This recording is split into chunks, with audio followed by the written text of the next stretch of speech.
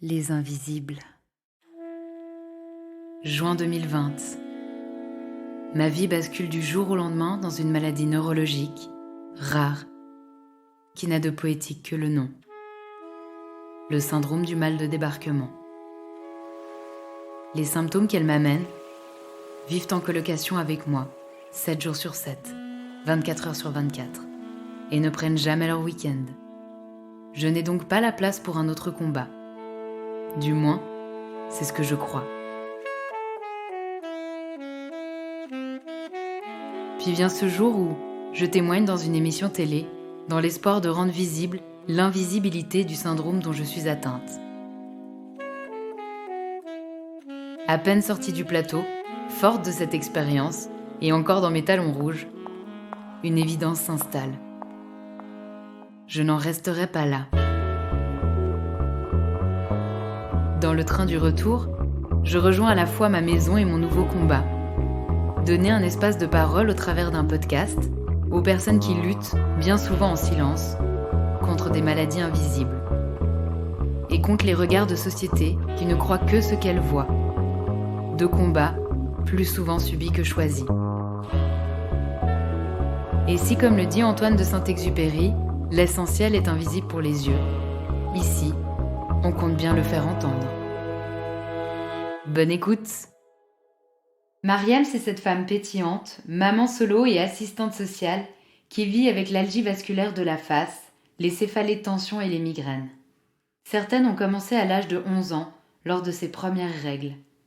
La tristesse de ses maux de tête, comme elle le dit, c'est qu'elles viennent en particulier quand elle a congé ou quand elle est en vacances. Elle s'estime tout de même chanceuse, car elle répond positivement à certains traitements. À travers ce podcast, elle nous évoque comment elle adapte son environnement à ses douleurs chroniques, chose qu'elle connaît bien, elle qui travaille avec des personnes en situation de handicap. Elle nous rappelle le besoin d'être entourée de personnes empathiques et compréhensives, deux qualités qu'on retrouve fortement chez Mariam. Enfin, elle nous prouve de par son expérience l'importance de nommer et expliquer à son enfant la maladie et ses symptômes. C'est donc encore une fois avec joie que je vous partage ce deuxième épisode. Salut Myriam.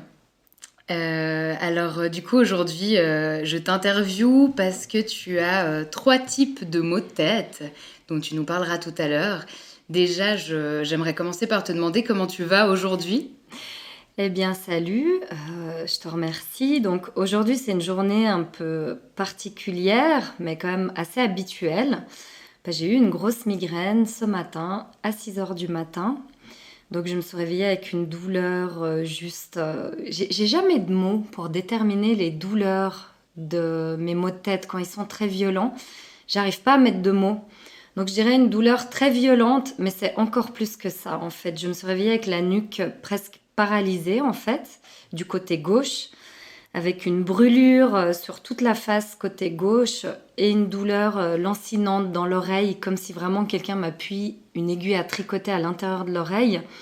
Et en fait, le problème quand je me réveille comme ça, soit au milieu de la nuit, soit très tôt le matin, souvent c'est très tôt le matin, entre 4 et 6 heures du matin, en fait, je suis complètement épuisée et j'ai pas toujours le réflexe de me lever prendre mes médicaments. Je suis un peu groggy comme ça, je suis entre le sommeil et la douleur et je sais consciemment qu'il faut que je me lève prendre mes médicaments. Donc ce matin, j'ai pu me lever prendre mes médicaments et je me suis rendormie jusqu'à 11 heures du matin. Donc je fais que de courir après ma journée aujourd'hui, je suis en retard pour tout. J'ai l'esprit moins vif que d'habitude et j'ai horreur de ça parce qu'habituellement j'ai un esprit assez vif, je m'éparpille pas trop, je suis quelqu'un d'assez concentré.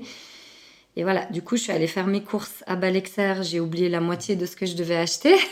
Par contre j'ai acheté plein de choses qui n'étaient pas prévues que j'achète. Et voilà, donc aujourd'hui c'est un peu ça. Mais en tout cas, une chose est sûre, c'est que j'ai plus mal parce que mes médicaments m'enlèvent complètement ma douleur. Et ça, j'en suis reconnaissante à la science, franchement, quoi. Parce que voilà, je suis dans le gaz, mais j'ai pas mal. Je te remercie, à part ça, vraiment d'accepter de témoigner aujourd'hui dans l'état dans lequel tu es actuellement. Surtout si tu as dû courir un peu après ta journée. Et je t'avoue que c'est tout pareil pour moi. C'est très compliqué aujourd'hui aussi. Donc, on va aller à notre rythme et on va faire ce qu'on peut au mieux à travers ce podcast. Donc, est-ce que tu peux nous expliquer, du coup, en quelques mots, nous présenter un peu ces 3 types de maux de tête dont tu m'as parlé? Quels en sont les symptômes? Enfin, voilà, avec tes mots à toi. Oui, avec plaisir. Donc moi, en fait, je me rends compte que j'ai eu des migraines dès lors que j'ai eu mes règles, vers 11 ans. Et en fait, j'ai eu une mère très compréhensive qui me laissait ne pas aller à l'école, qui me donnait des médicaments. Elle me disait pas juste dors et bois un verre d'eau. Parce que déjà, à ce moment-là, j'avais des migraines, en fait. Et il n'y avait pas de mots là-dessus. En fait, c'était j'ai mes règles, je suis malade. Pendant quasiment 3 jours, j'étais au lit et je me rappelle avec les stores baissés et tout ça. Et à mes 30 ans, j'ai commencé à avoir ce type de maux de tête en dehors des règles. Donc, je suis allée voir un neurologue et maintenant, ça fait 10 ans, vu que j'ai 40 ans, ça fait 10 ans que je suis suivie par ce neurologue qui m'a vraiment expliqué tout le fonctionnement de mes maux de tête et qui a su déterminer 3 maux de tête différents, mais qui font partie de la grande famille des migraines. Donc, j'ai une algie vasculaire de la face.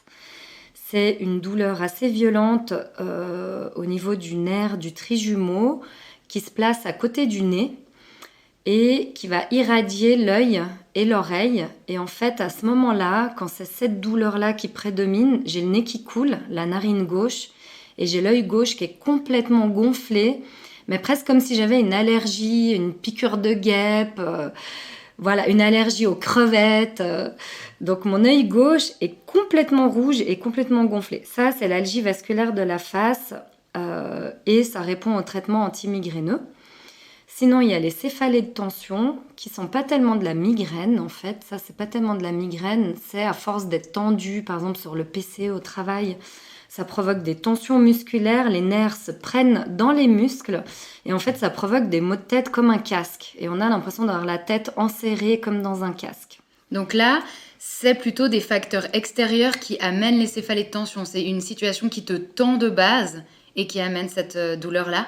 Alors, qui me tend, je sais pas, mais c'est une situation où physiquement je suis tendue. Parce que moi, d'être au travail, ça me tend pas plus que ça, mais l'ergonomie, la posture peut faire que si je passe beaucoup de temps devant le PC, à produire des documents, à utiliser la souris, je peux avoir des céphalées de tension. Donc c'est plus ergonomique qu'une tension type stress en fait. Voilà. Après, j'ai la fameuse migraine comme j'ai eu ce matin, où il y a la moitié de la face qui brûle, mais c'est du feu, de l'enfer, quoi. Et cette migraine-là, avec le nerf du trijumeau quand il est enflammé, c'est une douleur qui est tellement violente et tellement subite que c'est juste incroyable en fait. Et j'ai eu des périodes où je répondais même plus au traitement. Donc heureusement, je réponds positivement au traitement. Mais j'ai eu 4 fois dans ma vie des épisodes migraineux tellement violents que mes proches ont failli m'envoyer à l'hôpital en fait. Et j'ai découvert que c'est le chaud qui calme. Donc en fait, bain chaud, bouillotte sur la face. J'ai été passablement sauvée par le baume du tigre et le Vicks. Alors, quand j'avais lu sur Internet et que mon neurologue m'avait dit que la glace pouvait soulager, eh ben, en utilisant de la glace, la douleur, elle a fulminé, elle a atteint son point, mais vraiment maximum. Et voilà, du coup, du moment que j'ai découvert que le chaud me soulage, et que j'ai changé aussi de médication, hein, j'ai changé plusieurs fois de médication dans mon parcours de migraineuse, je dois dire que maintenant ça va beaucoup mieux. Mais j'ai eu des épisodes où en fait on a juste l'impression qu'on va mourir. Et du coup, c'est assez violent quoi. Ouais, j'ose croire. Tu pourrais faire une échelle quand même de quel est le type de maux de tête qui te fait le plus mal ou le plus souffrir? Oui, c'est la migraine et puis c'est quand le nerf du trijumeau s'enflamme et s'irrite à fond. Ça, c'est ultra violent. Les céphalées de tension, ça peut faire très très mal, mais c'est pas à ce niveau-là. Ok. Et donc, toi, quand tu as rencontré ce neurologue, tu disais, je crois, à l'âge de 30 ans, hein, Mhm. lui, il t'a permis de nommer, en fait, tout ça, d'apporter un diagnostic quelque part. Est-ce que c'est lui qui t'a amené aussi, parce que tu parlais de traitement, ensuite il t'a proposé du coup des traitements liés à ces différents types de maux de tête? Oui, alors ça n'a pas été si facile que ça, parce qu'avant d'être orientée vers un neurologue, comme j'avais des problèmes au sinus depuis que j'habite en Suisse en fait, parce que je suis arrivée en Suisse, j'avais 11 ans. Et donc avant j'habitais en Tunisie, j'avais jamais de sinusite. Quand je suis arrivée en Suisse, j'ai eu des problèmes au sinus. Et ça fait très mal la sinusite. Et malheureusement, la sinusite fait mal exactement au même endroit que le nerf du trijumeau qui est à côté du nez dans la pommette gauche. Donc c'est les mêmes douleurs. Donc pendant des années, j'ai eu des diagnostics de sinusite avec de la cortisone, avec des antibiotiques. J'ai même été opérée. Parce que j'avais un os qui était mal placé, enfin bref, et puis c'était pas une petite opération, on m'a pété le nez, on me l'a reconstruit. Et moi, je pense que tout ça, ça a été confondu en fait avec ce nerf du trijumeau qui s'enflamme et qui s'irrite, surtout l'hiver avec le froid. Parce que j'ai jamais eu de sinusite l'été comme par hasard. Voilà. Donc il y a eu des faux diagnostics, il y a eu aussi des diagnostics, faut aller voir le psy. Voilà, moi j'ai un médecin qui m'a envoyé chez le psy, quoi. Donc voilà, petit à petit, en fait, quand les psychologues ont dit vous n'avez pas de problème, on va pas faire de thérapie. Voilà, vous avez eu la vie que vous avez eue, qui est pas facile comme plein de monde, mais vous ne nécessitez ni traitement ni suivi. Après, j'ai eu un ORL qui m'a carrément dit je ne veux plus vous voir parce qu'en 5 ans, j'ai fait 10 scanners des sinus. Qui coûte cher à l'assurance Lamal et qui me coûte cher en termes de 10% de quote-part. Enfin, mon médecin traitant m'a orientée vers un neurologue. Parce que lui aussi, par déduction, enfin par, comment on dit, élimination, il en est arrivé là. Ouais. Mais voilà, c'est pas facile non plus pour les médecins. Parce que quelqu'un qui dit j'ai mal là, j'ai mal au sinus et j'ai le nez qui coule et j'ai l'œil gonflé, ben ça peut être une sinusite, ça peut être un rhume. Et donc, ça a mis du temps pour qu'on m'oriente vers un neurologue. Et quand j'ai été orientée vers un neurologue, c'est que j'ai passé des vacances à Djerba. J'étais dans mes 30 ans. Je passe des vacances à Djerba avec mon fils. Et en fait, je suis arrivée dans ma famille et j'avais même plus le droit de débarrasser une fourchette. C'était notre invité, tu fais rien. Donc, je passais mon temps à faire des siestes, à dormir, à manger, à me réveiller tard. Et c'est un rythme dont je n'avais plus du tout l'habitude parce que moi, j'étais monoparentale très tôt et j'ai toujours bossé en fait minimum à 80%, en tout cas depuis que mon fils a 3 ans et demi.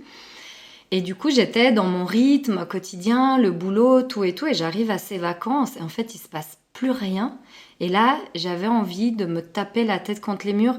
Je me rappelle maintenant, là, j'ai ce souvenir de cette sensation quand je suis la nuit dans la chambre que ma tante m'a laissée, où j'ai envie de me taper la tête contre les murs et où j'ai l'impression que je vais mourir en fait.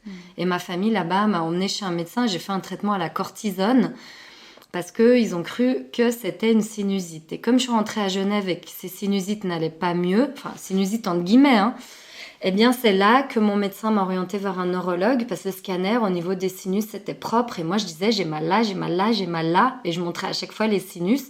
Et mes sinus, c'était nickel.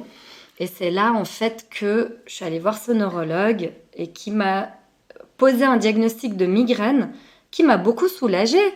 Parce que moi, je pensais que j'avais un cancer ou que j'avais fait un AVC. Parce que comme je bosse dans les soins, la santé et le handicap, ben...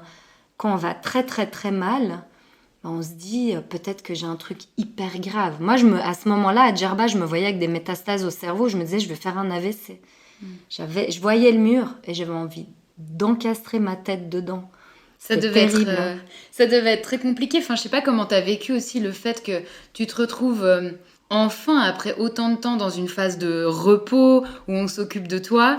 Et puis, c'est là où c'est limite le pire, quoi. Tu peux faire la grasse mat et absolument t'occuper de rien, mais t'es au fond du bac. Donc, ça devait pas être évident, quoi. La tristesse de la migraine, c'est que tu as tes migraines, tes jours de repos. aujourd'hui c'est mercredi, j'ai congé, j'ai la migraine. Demain, jeudi, j'aurai pas de migraine. Vendredi non plus, samedi, ça se trouve, j'aurai la migraine. Donc j'ai toujours la migraine sur mes jours de congé. Et les seules fois où j'ai pris des arrêts maladie pour la migraine, c'est quand je suis dans ces phases où elle m'attrape et qu'elle me lâche plus. Et c'est très rare. C'est tous les 4 ans, les 5 ans, je peux avoir des migraines pendant une semaine d'affilée, ou je peux avoir un fond de migraine pendant 3 mois. Et là, on change la médication parce qu'on se rend compte que la médication ne fonctionne plus. Et c'est ce qui m'est arrivé il y a 3 semaines maintenant. Et est-ce que tu arrives à expliquer, toi, comment ça se fait que ça vient pendant ces jours de repos? Parce que c'est vraiment pas cool, hein. Faut le dire. Je sais pas si tu as déjà parlé avec d'autres personnes qui avaient ces maux de tête et si c'est quelque chose qui est fréquent ou C'est si c'est typique. vraiment... Ok. C'est typique. En fait, le migraineux, souvent, a ses maux de tête pendant son relâchement, pendant ses jours de congé. Tous les migraineux peuvent le dire, en tout cas beaucoup, hein, parce que c'est un déclencheur, en fait. Le repos est un déclencheur de la migraine. Les vacances, j'ai une liste de déclencheurs de la migraine. Les vacances en font partie, avec le vin blanc, avec la nourriture chinoise, avec les saucisses. Non, mais c'est juste hallucinant. Enfin, cette liste, je l'ai jetée parce qu'au final, c'est tellement... Mais le truc du repos et des vacances, je veux dire... Voilà, moi, ma maladie ne coûte pas cher à mes employeurs, en tout cas. Mais Je pour m'absente toi, jamais pour la migraine. mais elle coûte très cher à toi. Voilà. Donc, t'as quand même repéré beaucoup d'éléments déclencheurs. Si on reprend cette liste, t'as plein d'éléments déclencheurs. Comment tu négocies avec ça? Est-ce que c'est des choses que actuellement t'évites ou tu t'adaptes à ça? Parce que des vacances, j'imagine que t'en prends encore. Comment tu anticipes ces moments? Est-ce que tu peux nous Alors, expliquer? je peux pas prendre des vacances sans mes réserves de médicaments. Moi, je peux pas imaginer quitter mon appartement pour partir un week-end, 3 jours, une semaine quelque part si j'ai pas ma réserve de médicaments. Voilà. Donc ça, actuellement, qu'est-ce que tu prends comme traitement? Est-ce que tu pourrais nous en parler? Oui. Alors, comme déclencheur, juste je reviens un peu en arrière. sûr. Il y a des déclencheurs sur lesquels je peux avoir un impact. Par exemple, le vin blanc. Si c'est pas un excellent vin blanc de bonne qualité ou bio, tu peux être sûr, mais dès le 2e verre, ma migraine, elle peut se déclencher en fait. Donc je dois faire très attention. Par contre, c'est vraiment juste hallucinant. Je peux boire 4-5 rhum coca, j'ai pas de migraine. Enfin, je veux dire, c'est complètement taré, quoi. Au moins, on sait que si on te croise en soirée, on sait quoi t'offrir. Faut pas me proposer du vin blanc. Donc c'est assez fou parce que je peux vivre une semaine très saine, faire mon sport, bosser normalement. Samedi, je vais avoir une migraine. Je peux aller tout un samedi soir en soirée dancehall, boire du rhum coca. Dimanche, je me réveille en pleine forme. C'est complètement hallucinant. Les déclencheurs, c'est aussi la météo. L'été, quand il fait hyper chaud à Genève, puis qu'après il fait lourd et orageux, la plupart du temps, ça me déclenche une migraine. Et alors, pour mon nerf trijumeau qui s'enflamme, c'est aussi de la migraine, hein, mais en fait, la douleur ne part pas de l'oreille et de l'œil, elle part vraiment de ce nerf qui est à côté du nez. C'est la bise.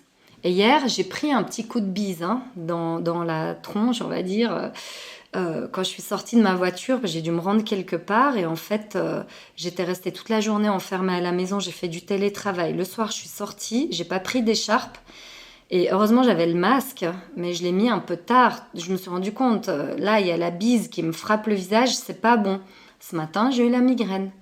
Voilà. Et la bise, moi, quand il y a la bise, je ne sors pas de chez moi, à part pour aller au boulot et revenir. Je fais rien, j'annule tout, je vais nulle part, ou je reste dans ma voiture, centres commerciaux.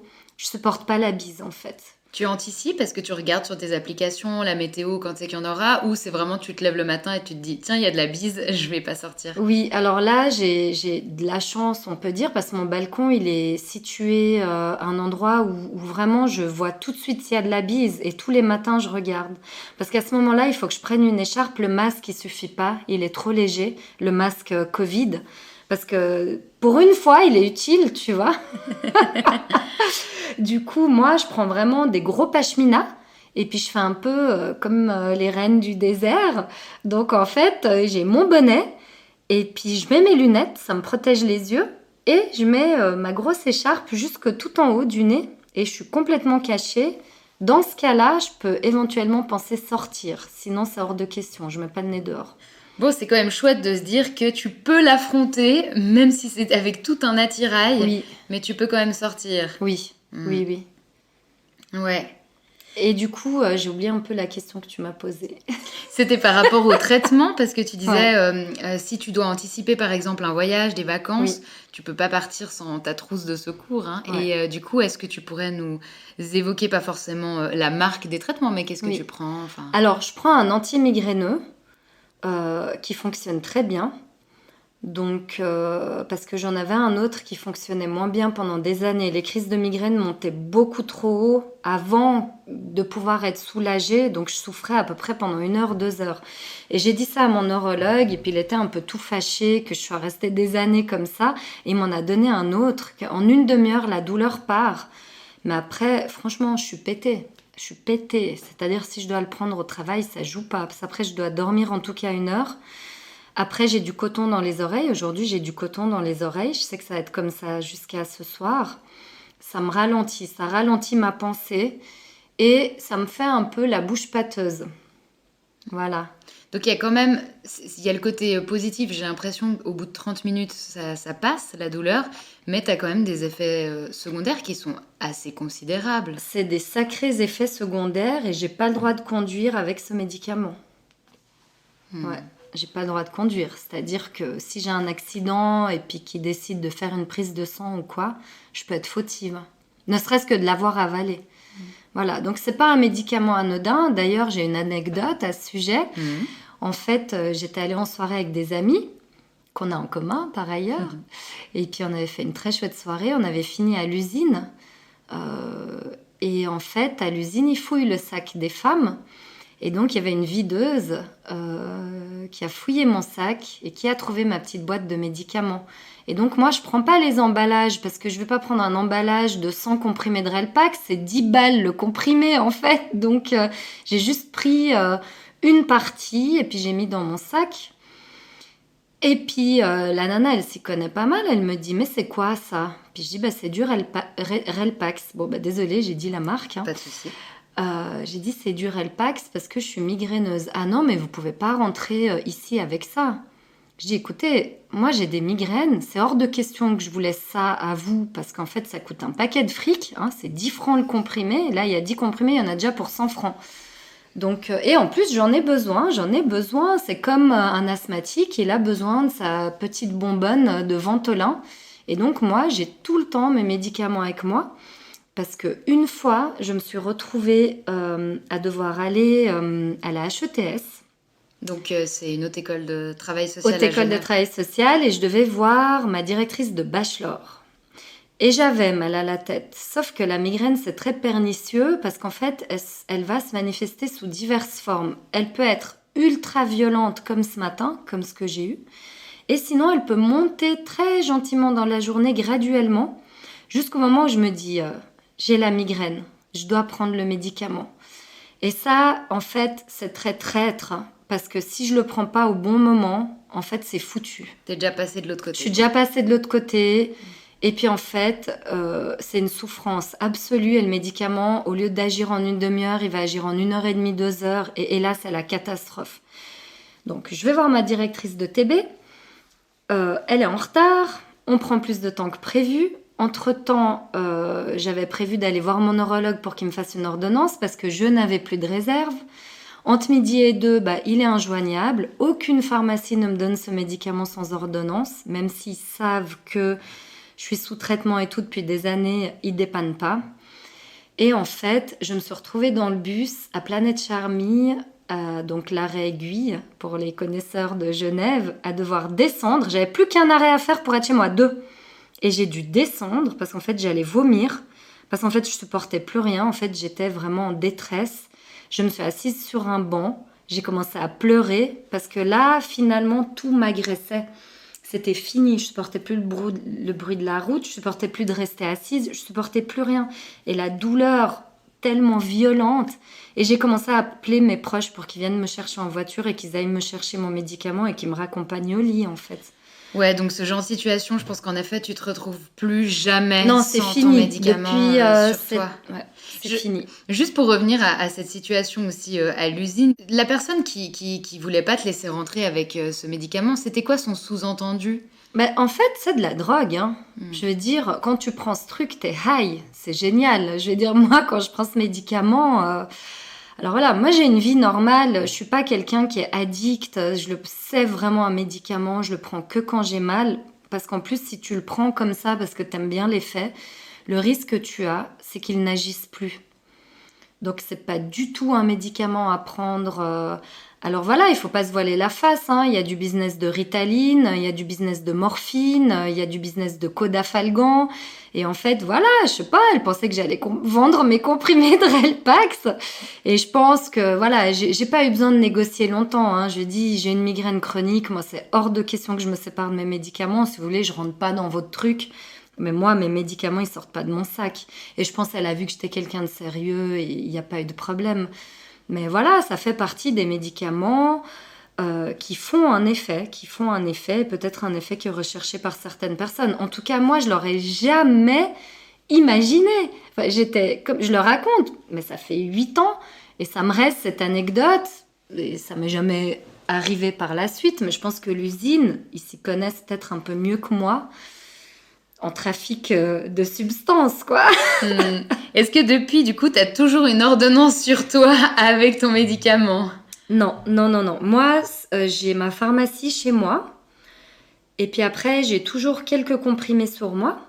Donc, d'Irfen et de Relpax. Parce que l'anti-inflammatoire, il peut agir contre la migraine. Quand elle est petite, quand elle n'est pas ultra violente. Des fois, moi, je passe la migraine avec un Irfen. Donc, c'est les anti-inflammatoires. Donc j'ai toujours ces deux choses dans mon sac. Quand j'en ai plus, je rappelle mes médecins ou quand je vois qu'il me reste plus assez. Et comme ça, je renouvelle en fait. Bon, en l'occurrence, je te posais la question plutôt si tu dois justifier du pourquoi tu as ces médicaments-là, typiquement pour aller dans des lieux festifs ou comme ça, d'avoir l'ordonnance pour leur dire non mais écoutez, c'est que j'en ai vraiment besoin. Mais j'y ai jamais pensé, ça m'est arrivé qu'une seule fois. Maintenant, ce que tu dis, c'est hyper intéressant parce que par exemple, dans un aéroport, moi, j'en sais rien. Quelle valeur ils ont, ces médicaments, au point de vue est-ce que tu as le droit de passer une douane avec ces médicaments-là tu vois. Mais c'est une très bonne question. Et je pense que la prochaine fois que je voyage, je vais prendre mes ordonnances. Parce qu'il suffit aussi... Bon, après, c'est des médicaments que je mets pas dans mes bagages, hein. Je garde dans mon sac à moi, comme ça, je les perds pas. Aussi. Mais c'est vrai, c'est une très bonne question que tu poses. Je me la suis jamais posée. Bon, bah pourquoi pas à avoir en tête, parce qu'au final, je me dis, c'est presque une technique de torture. Je veux dire, si tout d'un coup, tu te retrouves à ce qu'on t'enlève tes médicaments et que tu dois prendre l'avion et que tu es à 10 sur 10 de ta douleur de migraine. Non, mais je ne prends pas l'avion sans mes médicaments. En fait. C'est ça le voilà, truc. c'était au cas où ils te les enlèvent à l'entrée, parce qu'il n'y a pas de justificatif, mais... Non, pour moi, ça peut être des conséquences très graves. Et ce qu'il faudrait que je fasse, c'est d'aller dans un hôpital, peut-être, ou dans une permanence clinique, d'expliquer qu'on me refasse une ordonnance. Voilà, mais je peux pas rester sans mes médicaments. C'est juste pas possible. Ouais. Mais alors, toi, comment tu vois ces traitements-là que tu prends quand même fréquemment, on peut dire? Est-ce que tu vois ça comme une chance? Est-ce que c'est compliqué d'accepter que tu dois prendre un traitement? Comment tu adhères et tu acceptes d'avoir ce besoin-là à certains moments? Alors, mon dernier pic de migraine, où j'ai eu des migraines très violentes et quotidiennes pendant presque une semaine, j'ai dû m'absenter et on m'a donné un nouveau traitement. Maintenant, j'ai une piqûre mensuelle dans le ventre. C'est un nouveau traitement qui agit au niveau des molécules donc le nerf trijumeau, qui est à la base de la migraine, envoie plein de molécules qui vont aller se coller sur les vaisseaux sanguins du cerveau et les dilater. De là part la migraine en fait. Et donc il y a une espèce de génie qui a trouvé un médicament qui bloque ces molécules. Et maintenant je suis en essai. Donc l'assurance maladie a confirmé que je peux le faire parce que ça coûte un œil et un bras. Et c'est juste une piqûre qu'on peut se faire soi-même. C'est ces stylos là qui font pic et l'aiguille sort. Et donc j'en suis à ma première piqûre. Donc j'ai quand même eu une migraine ce matin. Mais quand même, j'ai fait cette piqûre il y a 3 semaines et j'ai eu qu'une seule migraine. Donc déjà, il y a de l'amélioration. Et donc, moi, mon positionnement par rapport aux médicaments, juste, je veux dire, moi, les médicaments, là, ils me sauvent la vie, en fait. Voilà, ils me sauvent la vie. S'il n'y avait pas ça, enfin, j'imagine pas la souffrance dans laquelle devaient être les gens qui n'avaient pas ces traitements. Et d'ailleurs, mon neurologue, qui est complètement passionné, et moi, je suis aussi quelqu'un de passionné, je veux toujours aller au fond des choses, je lui pose toujours 15 000 questions. Il m'a ouvert un livre et il m'a montré un livre qui est sur l'histoire des céphalées. Et en fait, il m'a montré un crâne ouvert. Et en fait, avant, les gens qui souffraient de migraine, on leur faisait des trépanations. Donc jusqu'où et les gens devenaient fous à cause de la douleur et se suicidaient. L'algie vasculaire de la face, il y a encore des gens qui se suicident à cause de ça. Donc en fait, moi, je suis juste hyper reconnaissante de la science et des êtres humains d'avoir trouvé des choses comme ça et qui fonctionnent. Et moi, ma vie, elle n'est pas altérée justement grâce aux médicaments. Moi, je préfère être un peu groggy une journée que de souffrir comme on peut souffrir quand les médicaments ne marchent pas ou qu'il n'y en a pas. Parce que c'est des douleurs mais tellement violentes, mais ça te gâche la vie après, tu peux plus rien faire. Ouais, donc tu es quand même plutôt dans une forme de reconnaissance. Ah, mais qu'il y ait quelque chose qui fonctionne complètement. pour toi. Et franchement, alors voilà, moi, c'est peut-être un peu vieillot, mais je remercie le bon Dieu de répondre favorablement à ces traitements. C'est-à-dire, moi, je prends un médicament, je suis soulagée. Il faut savoir qu'il y a des gens, il n'y a aucun médicament qui marche. Et ils souffrent l'enfer, le martyre. Et il y a des émissions là-dessus. Il y a des émissions de gens qui ont mal, nuit et jour. Ils sont en situation de handicap. Moi, je suis pas en situation de handicap.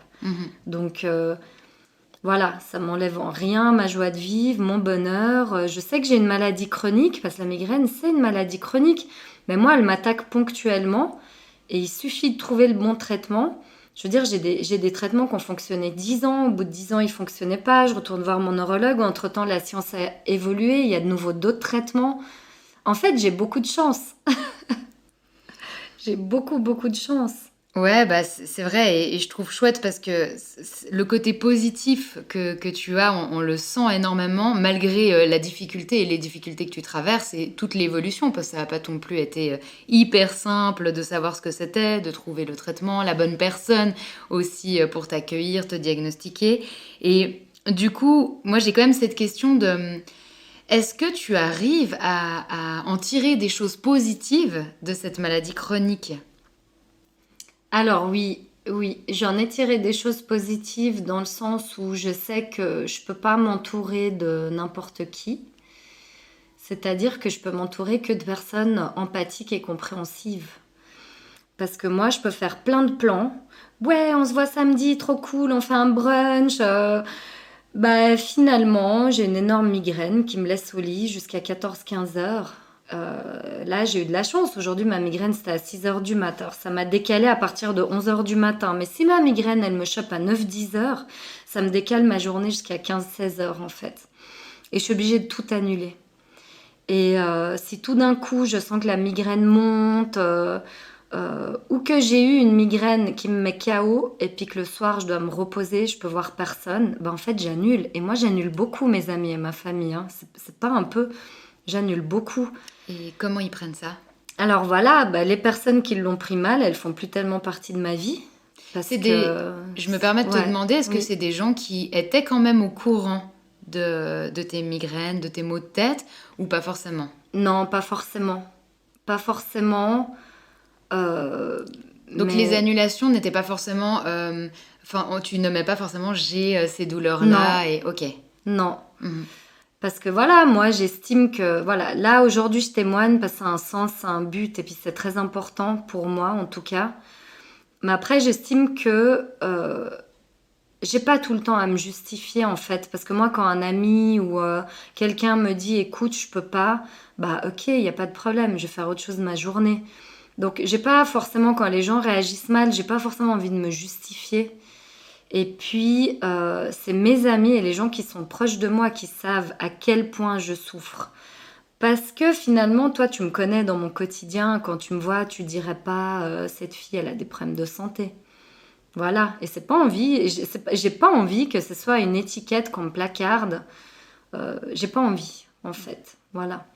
Donc, au final, de moi-même, j'ai dû faire un tri aussi.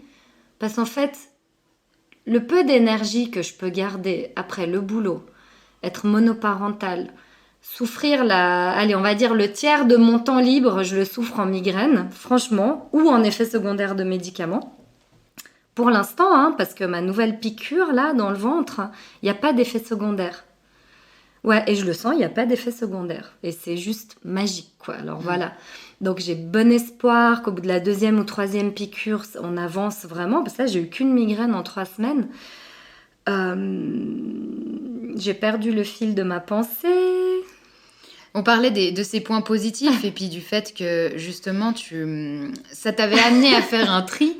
Voilà, aussi, ça m'a amené à faire un tri aussi naturellement parce que le peu d'énergie qui me reste et le peu de temps libre qui me reste quand je suis bien, eh ben finalement, je choisis mes personnes les plus proches, les plus empathiques, les plus compréhensives, celles qui vont jamais se fâcher. Parce que une journée comme aujourd'hui, où je suis dans le gaz, ben, j'ai pris des médicaments, parce que j'ai eu la migraine, je pense qu'en elle-même, elle altère des fonctions du cerveau. Hein. Parce que moi, quand je suis migraineuse, eh ben, ma mémoire, elle perd de son élasticité. Mon cerveau, c'est comme s'il est ralenti. Aujourd'hui, je trouve moins mes mots. Et voilà, je t'avais prévenu, voilà, je peux perdre le fil de ma pensée. Donc, c'est la migraine et le médicament. C'est les deux, en fait. Et du coup, j'ai de nouveau perdu le fil de ma pensée. C'est pas grave. Catastrophique. On était... C'est la cata. On s'est dit que ça se passerait comme ça, voilà, avec nos symptômes non, mais je perds, d'aujourd'hui. C'est fou, quoi. Il n'y a pas de souci. C'était cette question toujours voilà, du positif. Oui, le positif, c'est vrai. Du fait que tu t'entourais actuellement des personnes, alors peut-être moins de personnes. Ouais, mais j'ai dû faire ce choix en fait. J'ai dû faire ce choix parce que le temps libre que j'ai, faut qu'il soit de qualité. Faut pas qu'il m'angoisse.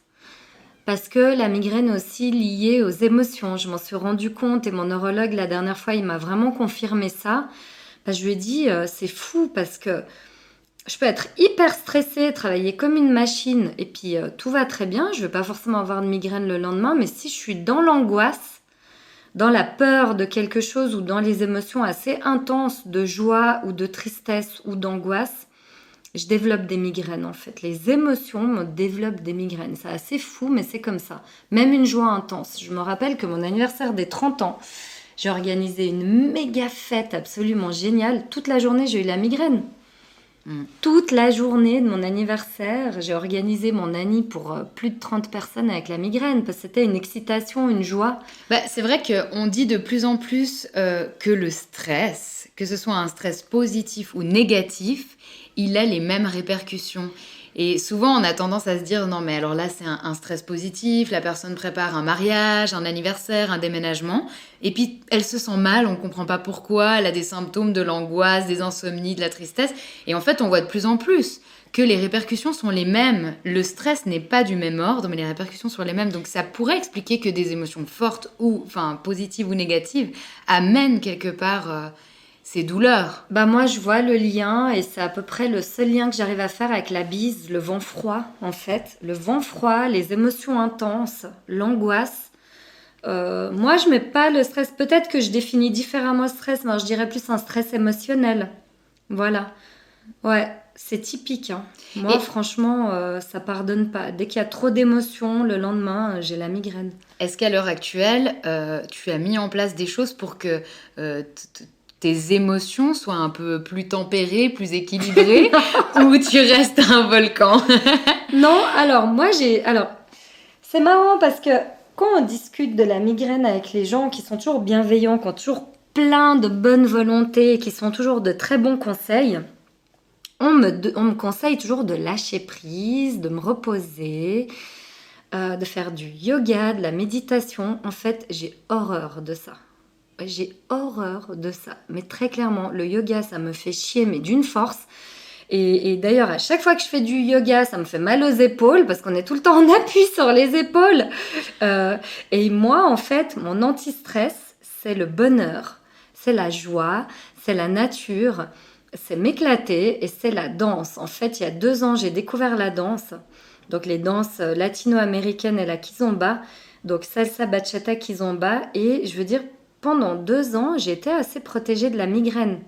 Et quand ça s'est arrêté avec le confinement, le Covid et tout, j'ai eu beaucoup plus de migraines depuis que j'ai arrêté la danse. Donc j'en ai aussi parlé à mon neurologue, il m'a dit c'est normal.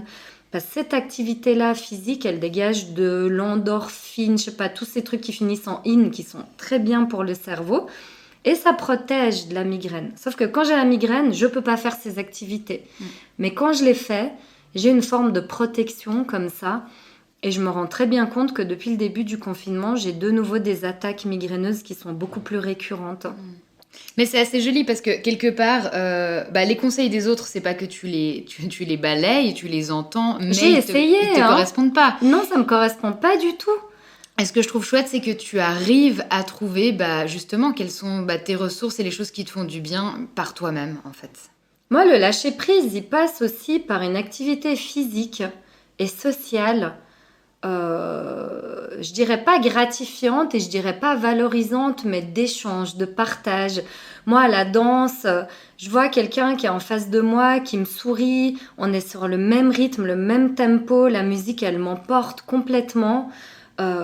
Typiquement, aujourd'hui, j'ai la migraine, je supporte rien, je supporte pas le bruit, je supporte pas la lumière. Jusqu'à ce que tu arrives, j'avais les stores baissés, puis je me suis dit non, on va quand même faire un effort pour Tamara, on va ouvrir ses stores, c'est un peu flippant. Par contre, j'ai pu me mettre de la musique à fond et danser. Et ça va être le seul bruit que je vais supporter jusqu'à ce soir, parce que c'est pas du bruit, c'est un médicament, la danse et la musique pour moi.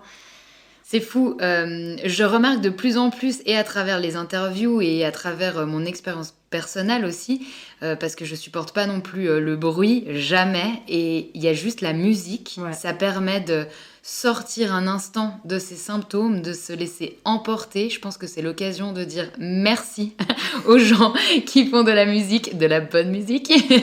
Et c'est un cadeau en fait, la musique. Malgré le fait qu'il y ait beaucoup de maladies qui, au contraire, où on supporte pas le bruit, la stimulation sensorielle, mais la musique, je sais pas pourquoi.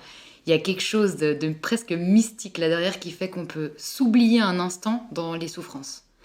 Eh ben, complètement en fait. Moi, je suis complètement de cet avis et puis... Pour l'instant, c'est mon meilleur médicament, on va dire préventif. J'en ai pas trouvé d'autres meilleurs parce que, comme je te dis, même le repos, c'est pas préventif. Parce qu'un migraineux, s'il dort trop, ça peut lui provoquer de la migraine. Voilà.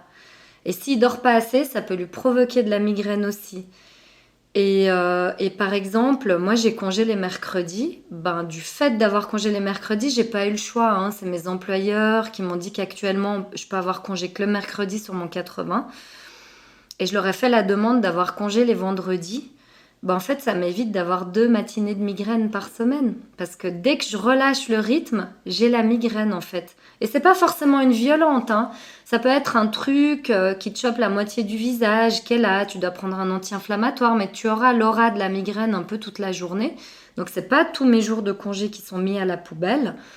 Aujourd'hui, un petit peu quand même, grâce à toi, c'est pas une journée pourrie, parce que la migraine était hyper violente. Mais voilà, c'est comme ça. Du coup, la danse que j'ai rencontrée il y a 2 ans, c'était une magnifique rencontre. Ça m'a permis aussi de faire du ménage et du tri dans ma vie. Ça m'a permis d'avoir une discipline. Parce que tu penses bien que quand tu vas danser et puis tu dois acquérir une certaine technique et la mettre en place quand tu vas aux soirées, tu peux pas boire 5 verres de vin ou 3 rhum coca. Parce que tu dois être là et tu dois danser en fait. Et cette danse, elle te demande une concentration. En même temps, cette concentration, elle me permet de lâcher prise complètement. Et c'est la seule activité pour l'instant que j'ai trouvée qui est une prévention pour ma migraine. Avec les bains chauds. Sauf que tous les bains chauds ont fermé. Moi, j'allais 1 fois par semaine au bain chaud. C'est très bon en fait pour ma névralgie du trijumeau, le chaud, la chaleur. J'ai besoin de chaud. Et 1 fois par semaine, j'allais à Crécy, au bain bleu. Pendant mes vacances, je vais souvent en Valais, à Saillon, au bain de la Veille. Enfin, j'ai fait tous les bains à peu près de la région. Et voilà, donc on m'a enlevé le Covid m'a enlevé tout ce qui prévient ma migraine et j'ai beaucoup plus de migraines en fait.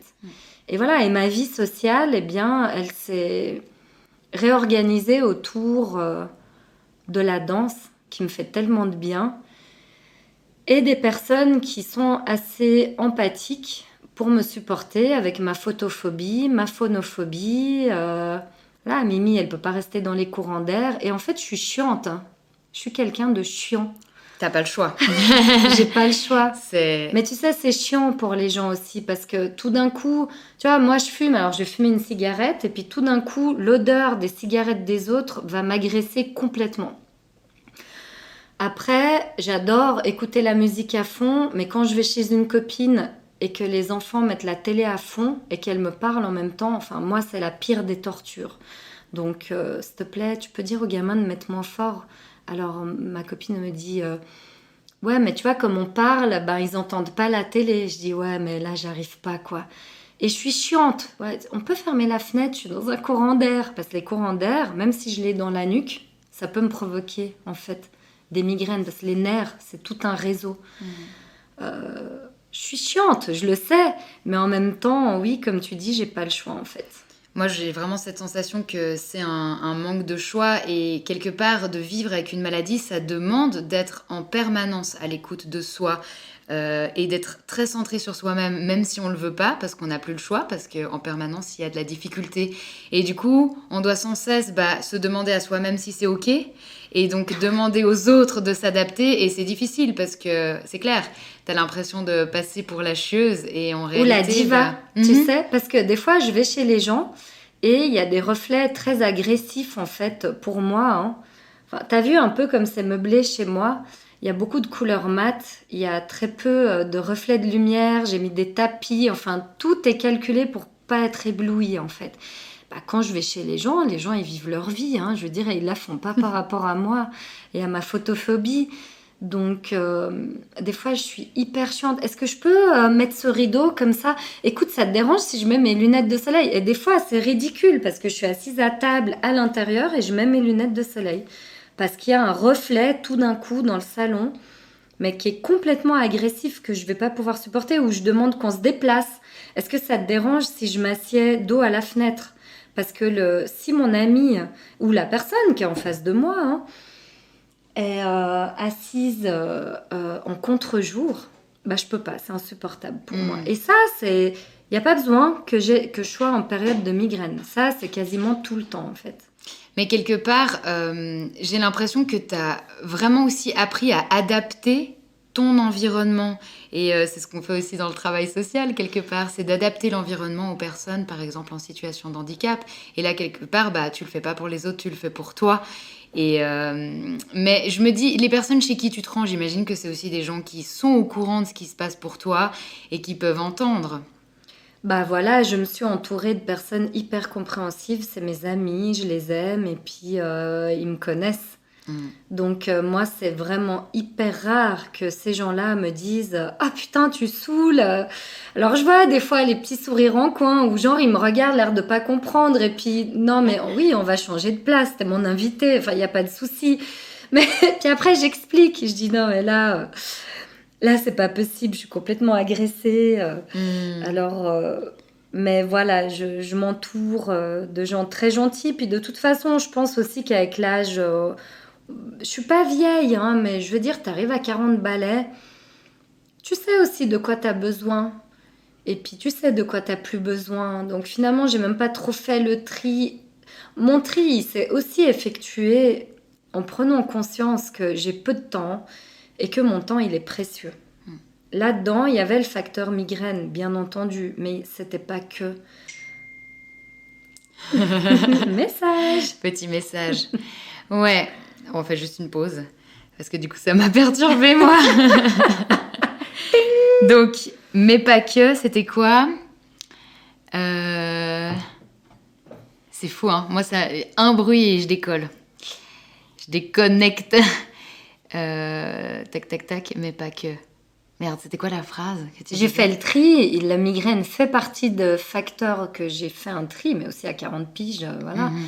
Mais c'était pas que ça, quoi, parce que j'ai aussi besoin de profiter de mon temps libre. Mais quelque part, j'ai presque envie de dire, en dehors de la maladie, c'est ce qu'on peut souhaiter aux gens, c'est de se rendre compte de l'importance du temps et de la bienveillance qu'il faut se donner à soi-même dans ce temps-là et de s'entourer de personnes aussi qui sont à l'écoute et bienveillantes, mais ça, même sans vivre avec une maladie. Et moi, je me suis aussi posé la question par rapport à l'adaptation, vu que tu fais attention à ton adaptation à toi. Est-ce que tu as l'impression aussi d'être plus à l'écoute, plus ouverte et à t'adapter aux autres aussi en fonction de leurs besoins, leurs limites et tout ce qui constitue leur vie aussi à eux? Ben, moi, en fait, j'ai commencé ma formation, donc à 20 ans, je travaillais dans les soins à domicile. Moi, j'ai commencé, si tu veux, ma carrière, entre guillemets, professionnelle, en travaillant chez des gens tellement malades, tellement handicapés, tellement vulnérables, que c'est bon, j'ai été vaccinée avec ça. C'est-à-dire que je sais très bien que les gens peuvent vivre des souffrances innommables. C'est-à-dire que j'ai travaillé avec des gens qui ont des syndromes ou des maladies ultra graves et dégénératives, maladie de Parkinson, maladie d'Alzheimer, sclérose en plaques, fibromyalgie, dépression chronique, cancer, et j'en passe. Donc, comme j'ai travaillé dans ce domaine, j'ai été sensibilisée à l'adaptation en fait de l'environnement des personnes, soit en situation de handicap ou de maladie. Et après, j'ai travaillé dans l'autisme aux épis. Donc là, on devait tout adapter autour de ces personnes qui présentent des hypersensibilités au bruit, à la lumière, voilà. Et donc, ça m'a énormément aidée dans l'éducation de mon fils, parce qu'on a aussi tendance à croire que les enfants, tout est inné, qu'ils doivent tout supporter, que leurs crises de colère sont complètement inadéquates. Et moi, je dois dire que mon expérience professionnelle m'a beaucoup apporté dans l'éducation de mon fils et dans mon parcours à moi. Parce que j'ai aussi appris à m'écouter, en fait, et à savoir adapter mon environnement. Par exemple, il y a 2 ans, je travaillais dans une association où j'ai demandé d'avoir une chaise avec un appuie-tête, ce qui prévient les céphalées de tension desquelles je peux souffrir. Actuellement, mon employeur, c'est un peu plus compliqué, mais c'est pas de la faute de l'employeur ou de mes responsables, c'est qu'on partage des bureaux. Et ces chaises-là, c'est quand même un budget. Et puis on tourne les bureaux en fait. C'est pas dit que d'une année à l'autre j'ai le même bureau. En plus je viens de commencer, je veux pas trop les embêter. Je les ai déjà un petit peu embêtés. Il y a un bureau donc j'ai dû changer le positionnement de mon bureau parce qu'en fait la personne l'avait mis en face de la fenêtre. Quelque chose de tout à fait impossible pour moi. Voilà, comme je t'avais dit, moi le contre-jour c'est juste pas possible du tout. Donc j'y vais un peu mollo. Je pense que voilà, soit ils vont contribuer financièrement, soit je m'achèterai moi-même ma propre chaise en temps voulu. Et voilà, moi souvent je dois baisser les stores au travail, des choses comme ça. Mais actuellement, ce qui est génial, c'est que je ne partage pas les bureaux. Alors que dans mon autre bureau, j'avais un appuie-tête, mais je partageais le bureau. Donc on pouvait être 3 dans le même bureau à parler en même temps au téléphone et tout. Je crois que c'est mieux que j'ai pas d'appui-tête et que j'ai le silence, en fait. Donc, tu vois. Ouais, je sais pas, je me dis que ça devait être invivable par ça. C'était très dur. Je te mens pas, c'était très dur. J'étais tout le temps très fatiguée. Comme il y avait aussi des déplacements à domicile, au domicile des gens, c'était pas adapté pour moi. Voilà, après, j'ai pas fait un lien entre plus de maux de tête à cette période qu'une autre. Tu vois, les liens sont très difficiles à définir. Je sais que j'étais beaucoup plus fatiguée qu'actuellement et stressée. Voilà, mais pas du tout de la faute de mes employeurs ou quoi. Hein. Je veux dire, tout le monde partageait ses bureaux. Mais moi, par exemple, travailler dans un open space, je veux dire, faut oublier. Si on m'engage et qu'on me dit tu dois travailler dans un open space, je dirais je suis désolée, je peux pas. Est-ce que du coup, actuellement, le fait que tu es aussi, j'ai l'impression, pas mal en télétravail, est-ce que ça t'aide de pouvoir travailler depuis chez toi? Non. Clairement non, parce qu'au bureau, j'ai tout ce qu'il faut. J'ai mon bureau, je peux fermer la porte quand je veux. Donc, ça change rien, en fait. Ok. Voilà. Ouais. Maintenant, moi j'avais encore une question. Je passe un peu du coq à l'âne, mais à plusieurs moments tu nous as dit que tu élevais seul ton fils. Et du coup, vient se poser la question de, évidemment, comment t'as fait. Je sais pas quel âge a ton fils à l'heure actuelle. Mais voilà, comment t'as fait pour l'élever seul avec ses douleurs. J'imagine qu'il y a des moments où tu pouvais difficilement être en interaction avec lui, ou que voilà, tu devais baisser les stores alors que c'était la journée, que lui devait faire ses activités, toutes ces choses qui sont certainement encore le cas pour toi maintenant. Où est-ce que t'as puisé cette force, ce courage, et comment t'as adapté ça en fait dans l'éducation de ton fils? Alors, par quel bout prendre les choses? Je dois dire que l'être humain en général, voilà, moi j'aime bien partir du macro et puis de revenir un peu parce qu'il faut replacer les choses dans leur contexte. Moi j'ai la chance par rapport à mon expérience professionnelle de pas avoir une maladie invalidante. Donc moi quand j'ai la migraine elle est ponctuelle, même si elle est ponctuelle. Et mon fils, adorable comme il est bout de chou, et les enfants comprennent, il suffit de leur parler. Voilà, c'est mon avis personnel. Mon fils a grandi avec une maman qui a la migraine, il le sait. Il sait que maman, tout d'un coup, elle peut rester au lit jusqu'à 11h midi et qu'il faut parler bas, tout doucement. Il faut pas faire de bruit, on va pas inviter des copains. Ce qu'on a prévu de faire, c'est mort. Et moi, j'ai un gamin tellement chou. Je me rappelle quand il était tout petit, il venait me monter la couverture puis il me donnait son doudou. Il me mettait son doudou comme ça, tout collé à mon visage. Et puis, il entrait dans ma chambre à petits pas calfeutrés comme ça, tout doucement. Et puis, je me rappelle qu'il posait ses petites mains sur ma tête. Et voilà. Et en fait, il regardait ses dessins animés jusqu'à temps que maman se lève et aille mieux. Et puis, il allait prendre à manger ce qu'il devait prendre dans le frigo. Et c'est comme ça. Et c'est toujours comme ça. Donc depuis toujours, tu lui as parlé de tes migraines et Ouais. tes autres types de maux de tête. Oui. Moi, je trouve que ça fait vraiment sens. Je suis notamment en train d'écrire un livre pour enfants qui traite justement des maladies invisibles des parents. Et l'idée, c'est vraiment que ce soit un outil où on puisse partager à l'enfant ce qui Ouais. se passe pour que ce ne soit pas anxiogène. Parce que l'enfant, quand il voit peut-être sa maman au lit jusqu'à 11h le matin, alors qu'il faudrait plutôt qu'elle se lève pour lui faire à manger, il peut être dans l'anxiété, se demander si c'est grave, si elle va mourir, des choses comme ça. Et je trouve qu'il y a beaucoup de sens au fait de dire pour rassurer. Et il voit aussi l'enfant qu'il y a d'autres moments où ça va mieux, mais tout ça peut être exprimé.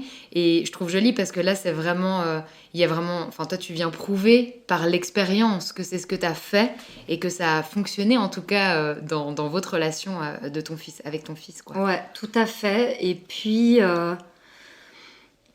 c'est un mal pour un bien, parce que mon fils, c'est quelqu'un de très empathique. C'est quelqu'un qui sait voir quand quelqu'un va pas bien. C'est quelqu'un qui est à l'écoute. Et puis, moi, je lui souhaite une carrière de travailleur social, hein. Moi, je le vois trop là-dedans, en fait. Alors, je sais pas si le fait d'avoir une maman qui a une santé fluctuante, ça lui a permis de développer ça, c'est tout à fait possible. Mehdi est tout à fait respectueux d'une personne âgée, d'un enfant. Il est à l'écoute des autres. Et moi, je pense qu'il faut parler aux enfants. Ça, c'est clair et net. Enfin, je veux dire, il faut leur parler. Mehdi, quand il était petit, et puis que tout d'un coup, il parlait trop fort, quand j'étais en pleine crise de migraine, je disais, chut, maman, elle a mal à la tête. Tu sais, j'ai l'impression que ma tête, elle va exploser. Et si tu parles fort, ça me fait tellement mal. Tu vois, et voilà. Et donc, en fait, ça s'est passé sans aucun problème. Mais mon fils a dû prendre sur lui. Et puis, il a dû être empathique. Voilà, Il a créé se ses mettre à la petites- place de maman. Il a Voilà. créé ces petites antennes d'empathie avec cette situation-là. Je pense que ça a joué un rôle. Moi, j'en suis même quasiment sûre. J'en suis sûre parce qu'à ce moment-là, lui, il devait un peu s'oublier, oublier ses besoins, oublier son envie, hein, parce que voilà, moi, je suis au lit, tous les stores sont baissés. Des fois même, j'avais un coussin sur la tête. Donc voilà, j'avais juste un œil qui sortait comme ça. Pour être sûr de voir ce qui se passe. Mais en fait, c'est fou parce que je trouve qu'il y a justement vraiment cette croyance, encore beaucoup maintenant, de ces parents qui imaginent que de dire les choses, ça va être anxiogène pour l'enfant. Et en fait, moi, j'ai l'intime conviction de l'inverse. Non, Et moi, je suis pas du tout d'accord. En fait, l'enfant, il faut verbaliser. un mal de tête, ça veut dire que maman, elle a juste mal à la tête. Elle n'est pas en train de mourir. Et c'est ça, c'est hyper important parce que être complètement recroquevillé dans un lit avec les stores baissés, être rien capable de faire et dire à ton enfant tout va bien, mais c'est ça qui est anxiogène en Bien fait. sûr, il interprète tous les signaux de toute façon. Bah oui, et de toute façon, les enfants sont des éponges, ils sentent quand on va pas bien, donc de poser des mots, je pense que voilà, moi, c'est le parti que j'ai pris, et de toute façon, je vois pas qu'est-ce que j'aurais pu... En fait, le contraire, mais impensable, quoi, voilà. C'est ça, c'est qu'au final, quand ça te ressemble et que c'est ce en quoi tu crois, ça se passe Oui, et puis ça, c'est plus très bien. facilement. Et ça se passe toujours aussi bien, parce que ce matin, je me suis réveillée à 11 heures, voilà, à cause des médicaments et tout. Mehdi, depuis 9 heures, il est réveillé, hein. Donc, il est rentré dans ma chambre, je lui ai dit, j'ai mal à la tête. Et puis, on est resté avec les stores baissés jusqu'à à peu près 15 heures. Et voilà, donc... On arrive gentiment sur la fin de l'interview, Oui. mais j'ai encore une ou deux questions à te poser. La première, c'est quel message tu voudrais transmettre aux personnes qui, comme toi, vivent avec une maladie invisible? Moi, j'ai pas de message à transmettre parce qu'en fait, toutes les maladies sont différentes, elles ont un impact différent. Moi, j'ai appris à vivre avec ça. Et en même temps, comme je le dis, j'ai beaucoup de chance parce que j'ai des médicaments, parce que c'est ponctuel, parce que je me suis entourée de personnes formidables ou la vie a mis des personnes formidables sur mon chemin. Hein, parce que voilà, il y a de ça aussi. Alors voilà, à un moment donné, j'ai dû choisir un peu de qui m'entourer, mais ces personnes, elles sont formidables et elles sont venues par hasard sur mon chemin. Même la famille, c'est un hasard de la vie, hein, je veux dire. Et donc, j'ai pas de message à donner en fait. Moi, j'ai pas de message parce qu'on souffre tous différemment. On vit tous ces choses d'une façon différente. Et puis, il y a un énorme facteur chance ou malchance dans la vie. Et notamment, dans mon parcours de soins, j'ai toujours travaillé dans le handicap. Je travaille encore actuellement dans le handicap. Même si je suis plus, on va dire, à proprement dit sur le terrain. Je suis plus dans un accompagnement en fait éducatif. Je fais du service social. Je vois des gens qui ont des vies mais tellement horribles, des maladies tellement horribles. Je m'occupe actuellement de la scolarisation d'enfants qui sont en situation de handicap extrême. Donc moi, ce que je me dis, c'est que j'ai de la chance et que chacun fait comme il peut avec les cartes qu'on lui a données, que ce soit le bon Dieu, le destin, on croit à ce qu'on veut. Mais voilà, moi, j'ai rien à dire sur ce sujet-là, quoi. Mais quelque part, ton message, tu le transmets quand même à travers cette interview. Mais et au niveau de l'entourage, est-ce que pour l'entourage, tu aurais un mot à passer? Mon entourage à moi? L'entourage des personnes qui vivent avec des maladies Oui, invisibles. alors là, j'ai un message à passer, c'est qu'il faut être très compréhensif avec les gens qui souffrent. Et il n'y a pas besoin d'avoir de preuve de A plus B d'une souffrance. Quand quelqu'un dit je souffre, c'est qu'il souffre en fait. Et les conseils bienveillants, faut lâcher prise, tu te prends trop la tête et tout. Moi, le message, c'est qu'il faut arrêter avec ça parce que ça fait plus de mal que de bien, c'est culpabilisant. Et que seule une personne entourée de bons spécialistes et d'une bonne médication et d'une médication qui agit, parce qu'il y a des maladies, il faut le savoir, il n'y a rien, hein. Voilà, donc les personnes sont obligées de vivre avec un truc en sachant qu'elles vont vivre toute leur vie avec ça. Et après, on ne doit pas s'étonner que ces personnes-là, des fois, elles morale en berne, passent des phases de dépression, et c'est pas du caprice. Donc ça, c'est un peu le message que j'ai à donner aux proches, qu'il faut être hyper tolérant en fait. Et pas porter de jugement hâtif. Quand quelqu'un nous dit qu'il va mal, c'est qu'il va mal. Il n'y a pas besoin de preuves de A plus B. Et on n'a pas besoin d'être fatigué, cerné, de montrer physiquement qu'on va mal. Parce qu'il y a des gens qui vont très mal et quand on les voit dans la rue, on s'en douterait jamais. Et c'est des gens, en fait... Moi, ce que j'aime dire, c'est qu'on ne sait jamais quel combat mène une personne, que ce soit un combat social, des difficultés familiales, des difficultés de santé. Quand on a une personne en face de nous qui est bien habillée, maquillée, qui sourit, qui rigole, eh ben ça se voit pas. Donc c'est pour ça que j'ai tenu à témoigner, pas que pour moi, pour plein d'autres personnes qui vont pas. Et en fait, plus globalement, dans l'humanité, on manque tous de bienveillance les uns vis-à-vis des autres. Le système fait qu'il y a un manque de bienveillance aussi, hein, parce que pour faire valoir des droits à l'assurance invalidité, c'est tout un combat de malades, et on ne se rend pas compte comme c'est difficile de faire ces démarches-là pour les personnes en situation de handicap ou qui ont des maladies chroniques invalidantes, où après il n'y a même pas de reconnaissance. Donc c'est des gens aussi qui peuvent finir à l'aide sociale. L'aide sociale avec les politiques d'activation, mais il faut travailler. C'est hyper dur en fait. Hein. Et la dernière question, c'est si cette maladie était un super pouvoir, lequel serait-elle? Ça serait de profiter de chaque moment présent, de chaque beau instant, en se disant que demain, ce sera peut-être pas pareil. Je te remercie vraiment beaucoup. De rien, avec plaisir.